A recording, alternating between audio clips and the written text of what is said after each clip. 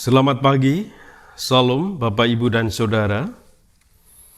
Bersama-sama kita akan memulai ibadah kita di Minggu 15 Agustus 2021 secara virtual.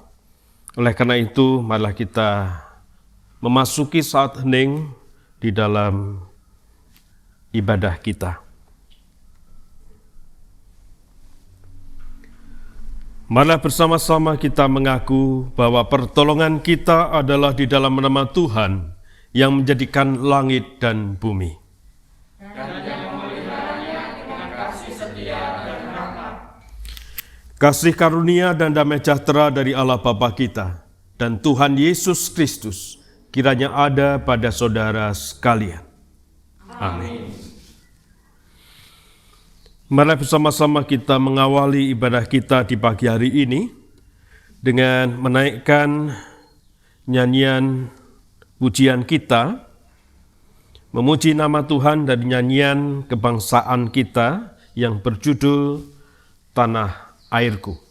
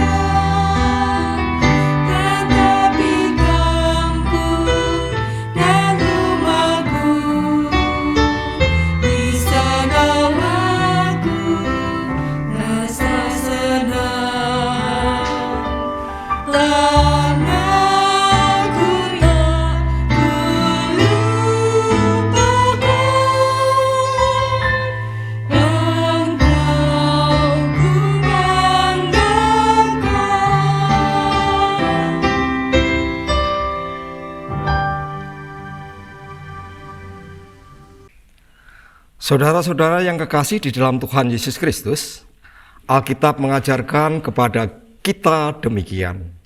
Saudara-saudara, memang kamu telah dipanggil untuk merdeka, tetapi janganlah kamu mempergunakan kemerdekaan itu sebagai kesempatan untuk kehidupan dalam dosa. Melainkan layanilah seorang akan yang lain oleh kasih, sebab seluruh hukum Taurat tercakup dalam satu firman ini, yaitu kasihilah sama manusia seperti dirimu sendiri. Tetapi jikalau kamu saling menggigit dan saling menelan, awaslah, supaya jangan kamu saling membinasakan. Galatia 5 ayat yang ke-13 sampai dengan yang ke-15. Oleh karena itu, marilah kita merendahkan diri di hadapan Tuhan dan memohon pengampunan untuk bisa mengisi kemerdekaan ini dengan aktivitas kehidupan yang membangun. Tuhan Yesus yang penuh kasih, kami mengaku dosa-dosa kami, yaitu dosa-dosa yang kami lakukan dalam pikiran, perkataan, dan perbuatan yang tidak berkenan kepadamu. Ampunilah kami, dan anugerahkanlah kuasa Roh Kudus-Mu, agar kami dapat mengisi kemerdekaan yang Tuhan anugerahkan dengan penuh tanggung jawab. Amin. Jemaat kami undang untuk bangkit berdiri. Saudara-saudara yang kekasih di dalam Tuhan Yesus Kristus, marilah kita memuji Tuhan dengan nyanyian kesanggupan, nyanyian kebangsaan merah putih.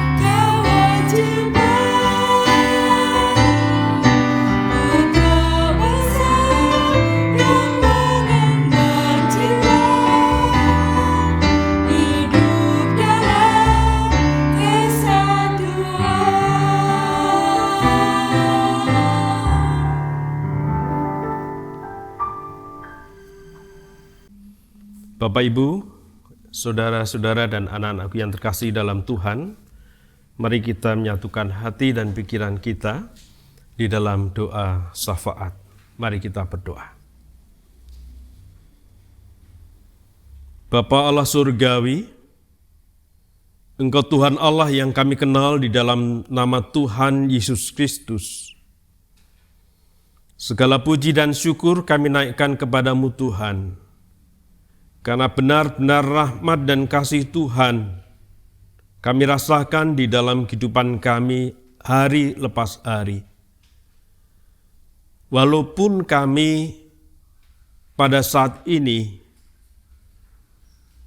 berada di dalam situasi dan kondisi yang tidak menentu karena COVID-19. Ada rasa khawatir, ada rasa duka, ada rasa cemas, takut, bahkan mungkin kami kehilangan harapan. Namun kiranya Tuhan tetap ada di tengah-tengah kami, memberikan berkat dan kekuatan, sehingga kami dapat tahan, kuat menghadapi cobaan kehidupan yang saat sekarang ini tidak hanya dihadapi oleh kami sekeluarga sendiri, namun juga dirasakan oleh seluruh jemaat, masyarakat, rakyat Indonesia, bahkan di seluruh dunia. Kiranya Engkau, Tuhan Allah, selalu hadir di dalam hati kami masing-masing untuk memberikan berkat kekuatan ketika kami merasakan kehilangan harapan, putus asa akan kehidupan yang kami jalani ini. Kami hendak menyerahkan kekasih-kekasih kami Tuhan di dalam rengkuhan tangan kasih-Mu ketika mereka terpapar COVID-19,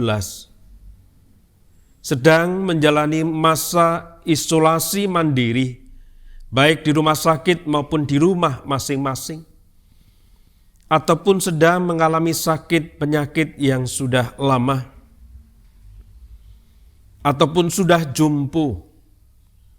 Bila cinta kasih Tuhan selalu hadir di dalam kehidupan kekasih-kekasih kami, melalui keluarganya, doa-doa yang selalu dipanjatkan oleh orang-orang seiman, maupun keluarga-keluarga kami, kiranya menjadikan kekuatan bagi kehidupan kami untuk menjalani dan melihat adanya kehidupan di masa yang akan datang, bersama dengan kekuatan dan cinta kasih Tuhan Yesus Kristus. Bapa, kami selalu berdoa kiranya Gereja Tuhan GKJ Jatinom akan selalu dapat hadir di tengah-tengah situasi dan kondisi apapun di jemaatnya. Sehingga di dalam masa-masa sulit kami, gereja bisa menjadi penolong, harapan, memotivasi di dalam kehidupan kami untuk semangat menjalaninya.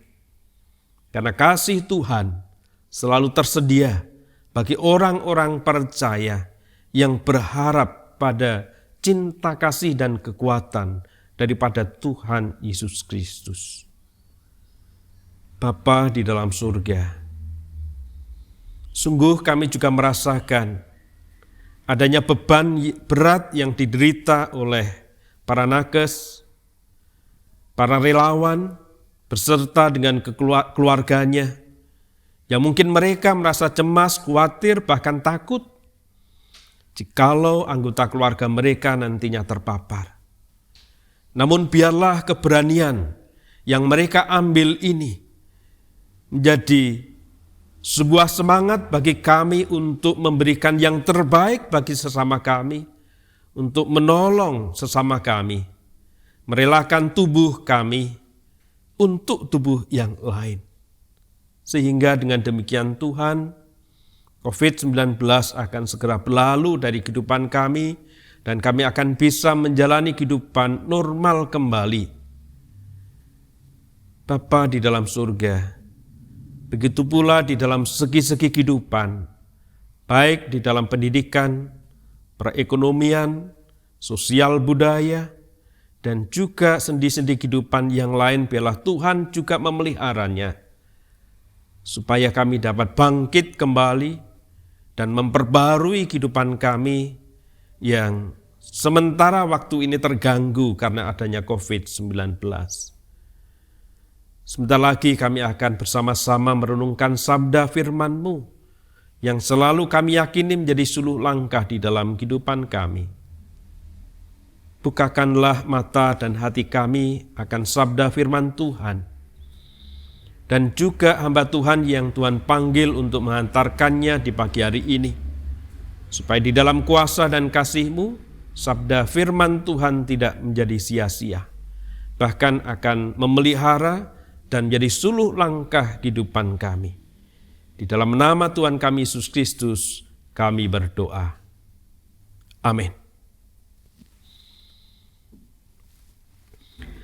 Saudara yang terkasih di dalam Tuhan Yesus Kristus, bersama-sama kita akan membaca sabda firman-Nya yang minggu hari ini akan saya ambilkan dari kitab Amsal, dari pasalnya yang ke-9, ayatnya yang pertama sampai dengan ayatnya yang ke-12.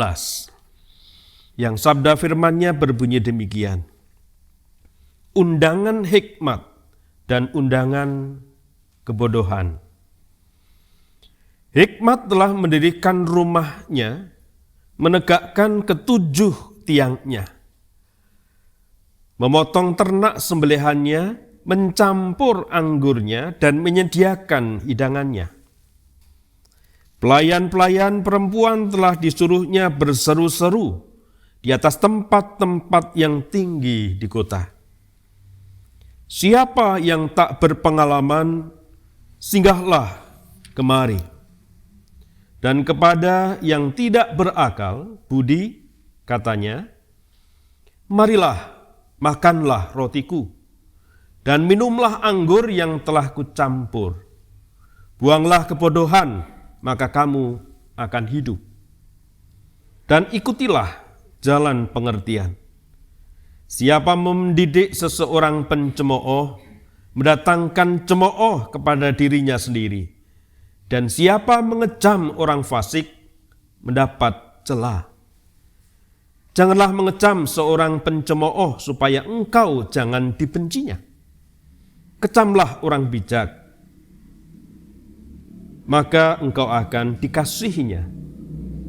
Berilah orang bijak nasihat, maka ia akan menjadi lebih bijak. Ajarilah orang benar, maka pengetahuannya akan bertambah. Permulaan hikmat adalah takut akan Tuhan, dan mengenal orang kudus adalah pengertian. Karena oleh aku umurmu diperpanjang, dan tahun-tahun hidupmu ditambah. Jikalau engkau bijak, kebijakanmu itu bagimu sendiri. Jika engkau mencemooh, engkau sendirilah orang yang akan menanggungnya. Demikianlah sabda firman Tuhan, yang berbahagia kita yang mendengarkan sabda firman Tuhan dan memelihara di dalam kehidupan sehari-hari. Haleluya.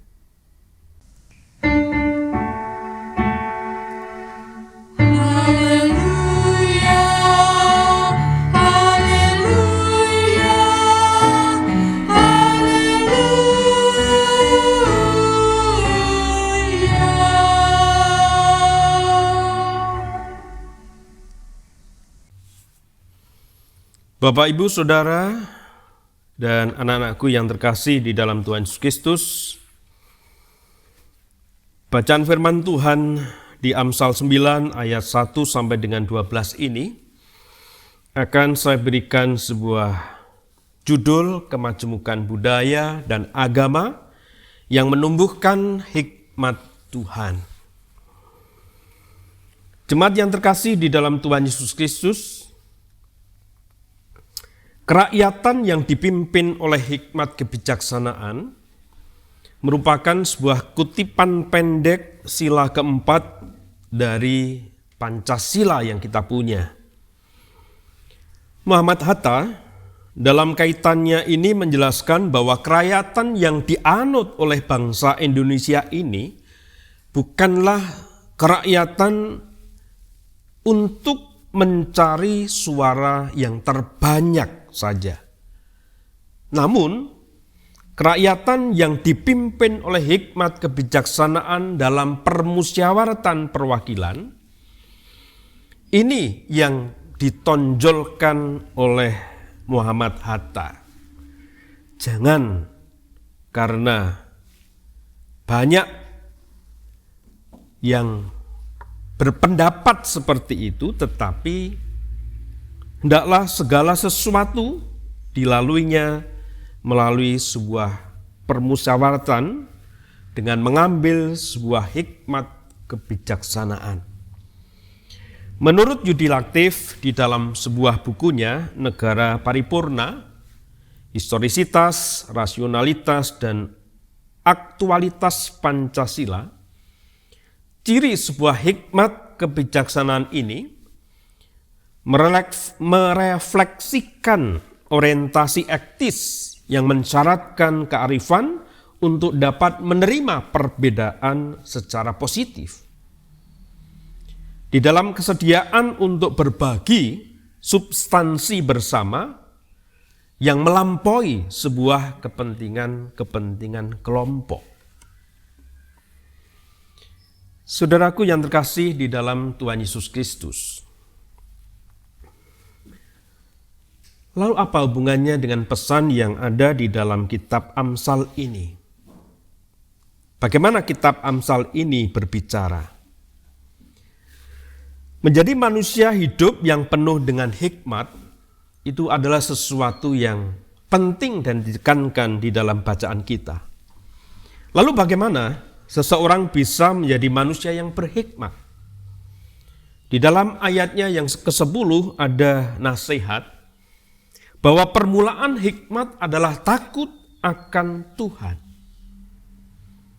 Ayat ini memberikan maksud kepada kita ketika seseorang mendasarkan hidupnya dan melekatkan diri kepada Tuhan, maka hikmat Tuhan juga akan bertumbuh melalui orang itu.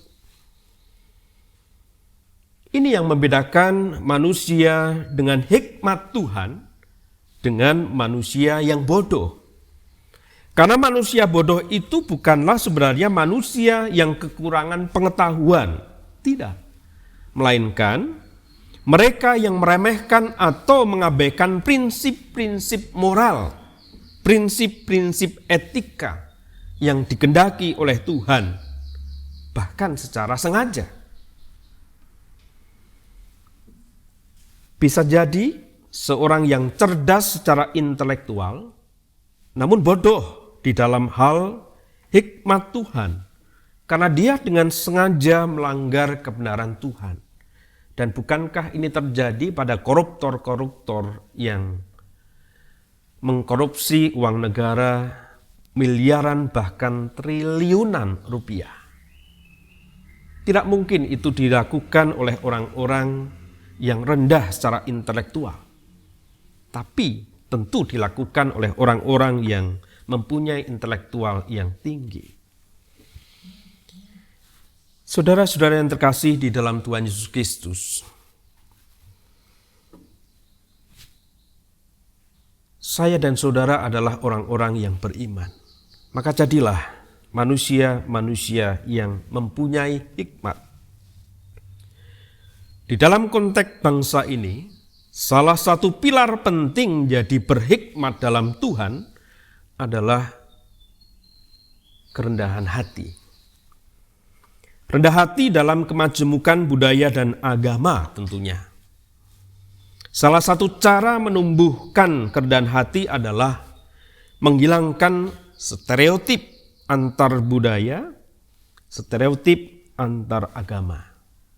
Saya akan memberikan salah satu contoh stereotip antar budaya yang dapat terlihat di dalam sebuah cerita atau ilustrasi yang saya sampaikan ini. Jono Dia sedang kebingungan mencari seorang istri. Ia kemudian bertanya kepada Dono, seorang temannya. Dia bertanya bagaimana kiat untuk menemukan istri yang tepat untuk hidupnya. Nah, Dono ini menjawab, kalau kamu mau mencari istri yang penurut, terima apa adanya, sabar dan setia, maka carilah perempuan Jawa. Kalau kamu mau mencari istri yang pandai dan ramah menerima tamu, carilah perempuan Sunda. Kalau kamu mau mencari istri yang pandai bergaul, suka berpesta, maka carilah perempuan Manado. Kalau kamu mau cari istri yang mahir di dalam mencari nafkah dan pintar mengatur keuangan, maka carilah, siapa Bapak Ibu? Perempuan Batak, perempuan Padang. Kalau kamu mau mencari istri yang enak masakannya, maka carilah perempuan Cina. Saudara yang terkasih di dalam Tuhan Yesus Kristus, kalau kita perhatikan, jawaban Dono pada dasarnya menggambarkan sebuah stereotip antar budaya. Stereotip dalam hal ini berarti menyamaratakan semua hanya karena mereka berasal dari budaya yang sama. Jadi, menurut Dono, semua perempuan Jawa tanpa terkecuali adalah perempuan-perempuan yang penurut. Bisa menerima apa adanya, dia adalah sabar, dia adalah setia. Tapi apakah kenyataannya perempuan Jawa seperti itu? Tidak kan? Sedangkan perempuan Manado adalah tanpa terkecuali, kata Dono, adalah seseorang yang suka berpesta pora. Dan apakah semua perempuan Manado itu seperti itu? Tentu saja tidak. Nah, di dalam kemajemukan budaya dan agama, hikmat Tuhan terwujud di dalam kerendahan hati. Kerendahan hati dengan demikian merupakan suatu panggilan Kristiani bagi kita untuk hidup dalam kemajemukan budaya dan agama, tanpa sikap menghakimi budaya dan agama yang berbeda-beda. Mereka tidak belajar rendah hati, akan gagal untuk memahami kehendak Tuhan. Karena mereka tidak akan bisa melihat kemajemukan budaya dan agama di Indonesia ini menjadi sebuah berkat, anugerah yang Tuhan berikan atas kehidupan bangsa ini. Oleh karena itu, di dalam bulan-bulan kebangsaan ini, malah bersama-sama kita menghayati Indonesia yang berbeda-beda. Indonesia yang penuh dengan keberagaman, suku, agama, ras, dan lain sebagainya. Namun menjadi sesuatu kekayaan, satu kesatuan yang saling mengisi, yang saling membangun satu dengan yang lainnya. Maka tumbuhkanlah rasa rendah hati satu dengan yang lainnya, tumbuhkanlah hikmat yang ada di dalam kita masing-masing. Sehingga kehidupan kita yang berbeda-beda ini akan menjadi berkat bagi sesama. Tuhan memberkati. Amin. Saat hening bagi kita bersama.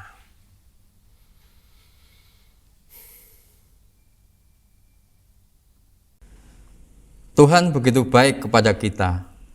Oleh karena itu, marilah kita menyatakan syukur melalui pengumpulan persembahan. Bersama dengan pengumpulan persembahan, kita nyanyikan nyanyian dari Kidung Jemaat 336, bait pertama, kedua, dan yang ketiga. Indonesia, negaraku.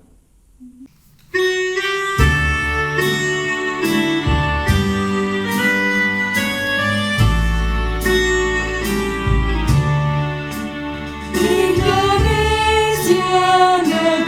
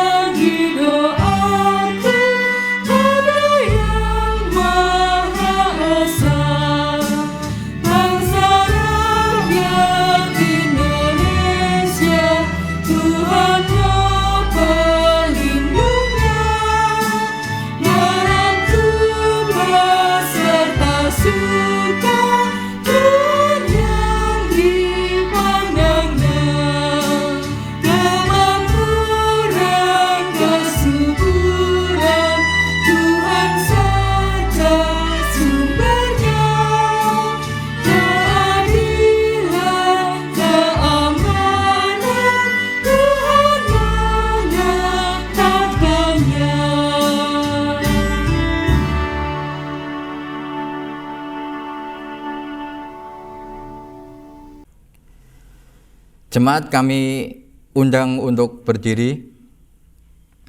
Bersama kita akan serahkan persembahan ini kepada Tuhan. Kita satu di dalam doa. Tuhan Yesus begitu baik.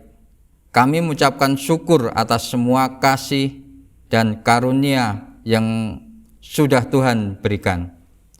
Terima kasih dan berkatilah persembahan kami, agar dapat kami pergunakan untuk pelayanan gereja-Mu, sehingga nama-Mu dipermuliakan. Jika sebentar lagi kami akan melakukan aktivitas kami, kiranya Tuhan menyertai kami. Doa ini kami serahkan di dalam nama Tuhan Yesus yang mengajar kami berdoa Bapa kami.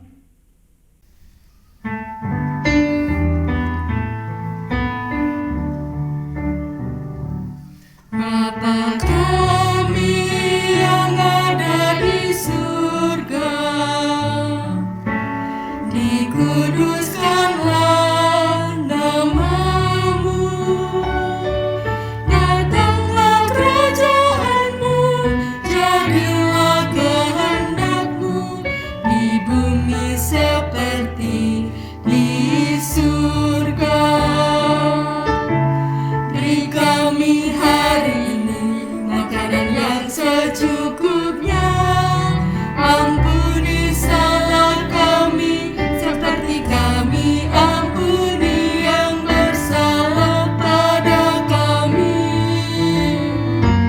Jangan bawa kami dalam pencobaan, melainkan lepaskan kami dari yang jahat.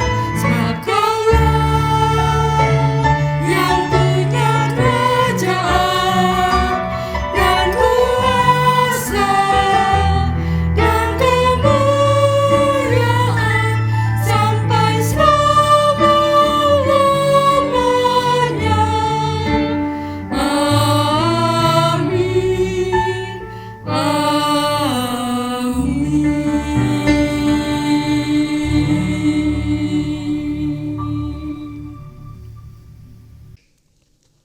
Bersama dengan orang percaya di seluruh dunia, marilah kita meneguhkan iman dengan mengucapkan bersama pengakuan iman rasuli.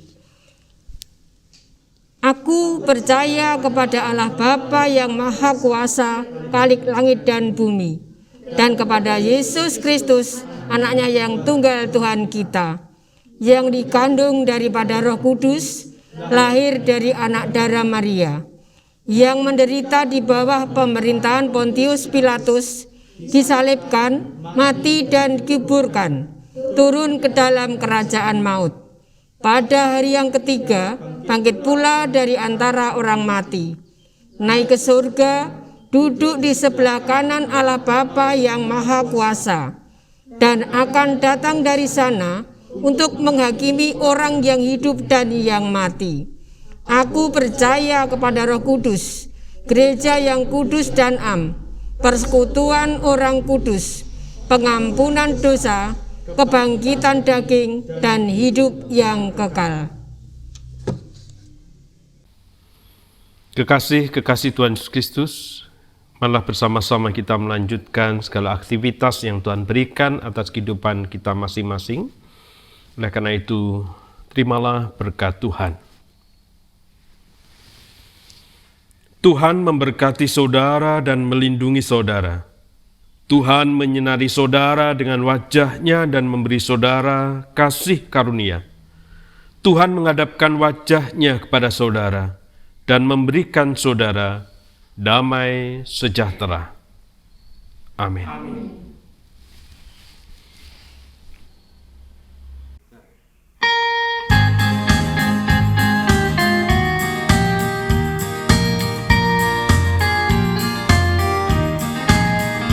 Sudahkah yang terbaik ku berikan kepada Yesus Tuhanku?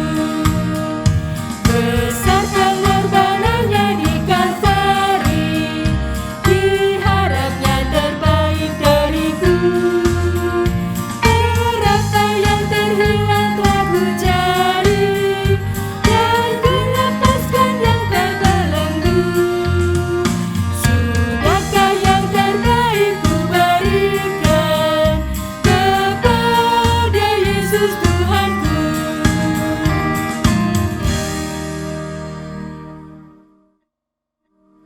Jemaat yang terkasih di dalam Tuhan Yesus, selamat hari Minggu, selamat beribadah.